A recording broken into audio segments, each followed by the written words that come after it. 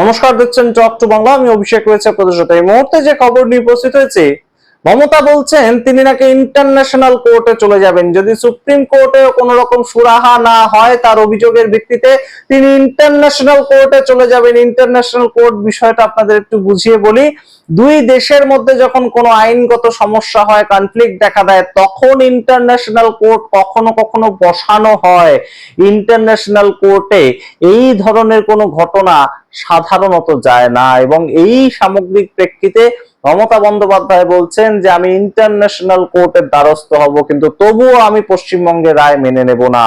কিন্তু অন্যদিকে তিনি আবার বলেছেন তার 80 জন জিতে আসা বিধায়কদের তারা যাতে কালো কাপড় পরে বিধানসভায় চলে যায়। তো একদিকে মানছেন, আরেকদিকে মানছেন না। আমরা সামগ্রিকভাবে বিষয়টা কেউই বুঝতে পারছেন না পশ্চিমবঙ্গের সামগ্রিক যারা পলিটিক্স নিয়ে অ্যানালাইসিস করে। কিন্তু এই মুহূর্তে কোথাও একদম ক্লিয়ার বক্তব্য, আমি দুনিয়ার সবচেয়ে বড় আদালতে দরকার হলে যাব এই লড়াই নিয়ে।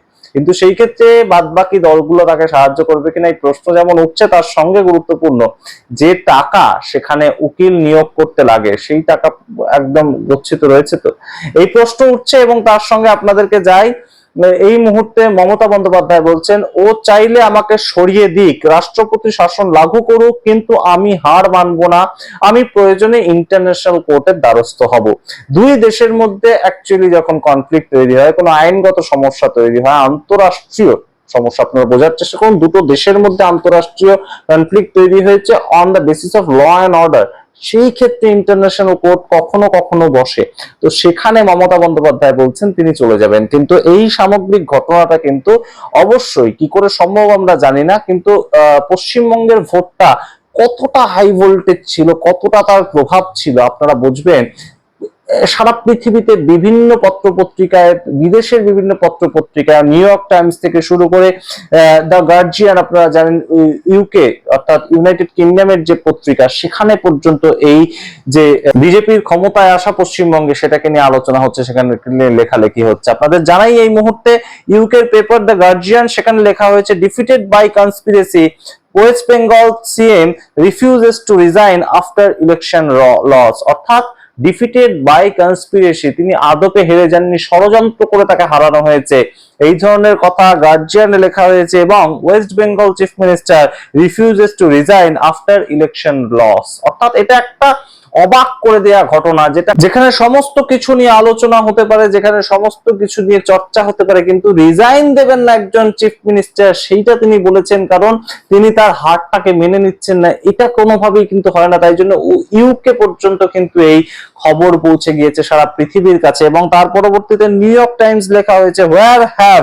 মোদিজ রাইভাল গন, ইন্ডিয়া আন্ডার ওয়ান পার্টি। অর্থাৎ নরেন্দ্র মোদীর যে স্বপ্ন ছিল সেটাকে কোথাও গিয়ে এই মুহূর্তে নরেন্দ্র মোদী সরাসরি ফলাতে পেরেছেন, এবং বিজেপির রীতিমতন প্রশংসা করে নিউ ইয়র্ক টাইমসে লেখা হয়েছে India is under one political party right now. অবশ্যই গুরুত্বপূর্ণভাবে 22টা স্টেটে যখন একটা রাজ্য একটা পার্টি ক্ষমতায় থাকে, তাদের অ্যালায়েড সরকার নয়, তাদের সরকার যখন ক্ষমতায় থাকে, তখন অবশ্যই সামগ্রিক ইন্ডিয়াটা একদম বিজেপির আন্ডারে রয়েছে, সেটা তো এই মুহূর্তে ধরে নেওয়াই যায়। এবং সেটা নিউ ইয়র্ক টাইমসে লেখা হয়েছে, এবং তার সঙ্গে লেখা আছে দেখুন, উইথ হিজ ট্রায়াম্প, ট্রায়াম্প মানে জয়, with his triumph in West Bengal state election, PM Narendra Modi has moved closer to his dream of an opposition free India।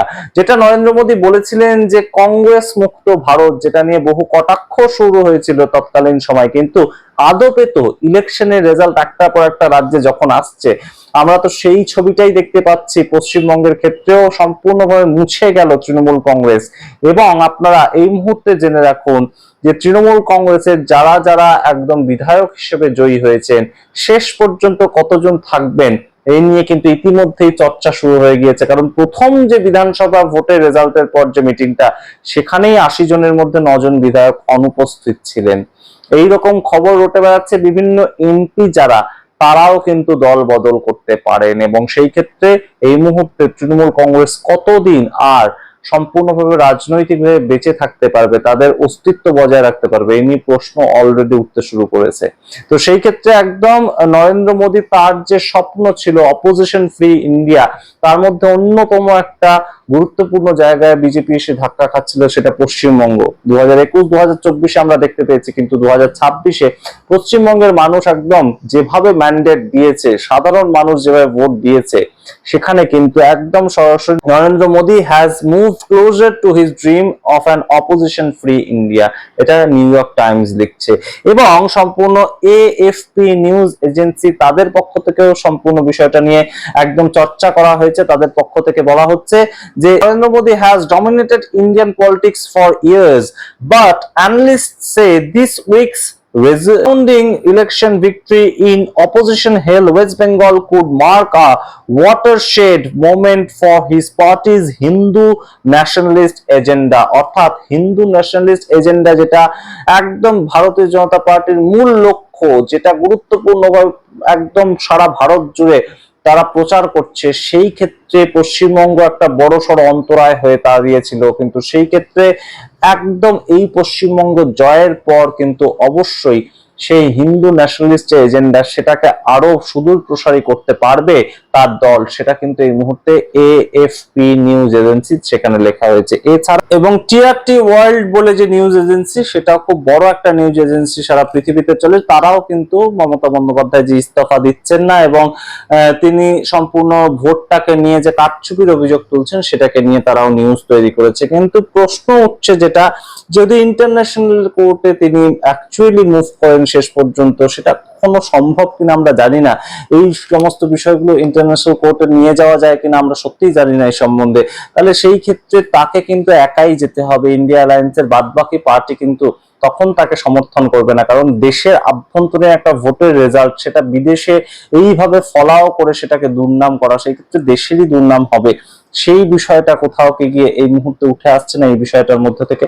এবং আপনাদের জানাই যে সম্পূর্ণভাবে যেখানে মমতা বন্দ্যোপাধ্যায় কালো কাপড় পরে 80 জন বিধায়ককে বিধানসভায় প্রবেশ করতে পাঠাচ্ছেন, নির্দেশ দিয়েছেন, তখনই তো তিনি মেনে নিচ্ছেন যে সম্পূর্ণভাবে এই ভোটের রেজাল্টটা তার, কারণ ইলেকশন কমিশনই তো এই 80 জন বিধায়ককে বিধায়ক হিসাবে একদম সরাসরি স্বীকৃতি দিয়েছে।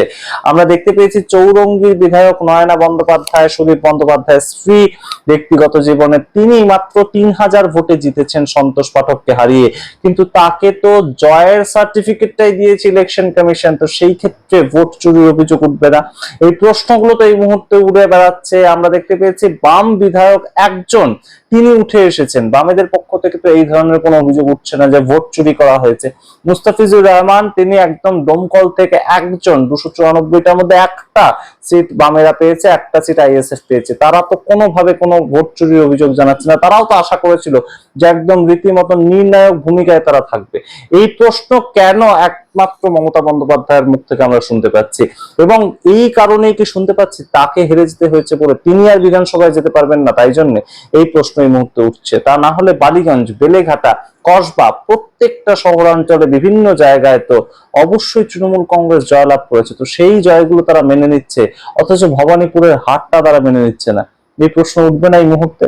এই গুরুত্বপূর্ণ প্রশ্নগুলো রাখলাম আপনাদের সামনে, এবং অবশ্যই এই সমস্ত খবর হচ্ছে, এই সমস্ত সামগ্রিক যে বিষয়গুলো নিয়ে আলোচনা চলছে, ইন্টারন্যাশনাল কোর্টে যাবে, সুপ্রিম কোর্টে যাবে, তা আদতে কি সুপ্রিম কোর্টের পরবর্তী আর কোনো জায়গায় মমতা বন্দ্যোপাধ্যায় দৌড়াতে পারবেন? এই প্রশ্ন এই মুহূর্তে ওঠে, এবং তিনি দৌড়াতে চাইলেও ইন্টারন্যাশনাল কোর্ট কি তার এই বিষয়কে খুব একটা গুরুত্ব দেবে আমরা জানি না। সময় তার উত্তর দেবে। তবে সুপ্রিম কোর্টে মমতা বন্দ্যোপাধ্যায় যেতে চলেছেন তেমন কিন্তু একটা তৃণমূল কংগ্রেস সূত্রে খবর রয়েছে। আপনাদের সামনে রাখলাম পুরোটা, এবং গুরুত্বপূর্ণভাবে আপনাদের সামনে এটাও জানিয়ে রাখলাম যে তৃণমূল কংগ্রেসের বেশ কিছু এমপি, বেশ কিছু এমএলএ কিন্তু 2021 সালের মতোই, 2021 সালের ভোটের ঠিক আগে যে পরিস্থিতি তৈরি হয়েছিল, 2026 সালের ভোটের পরেও কিন্তু একই অবস্থা তৈরি হতে যাচ্ছে।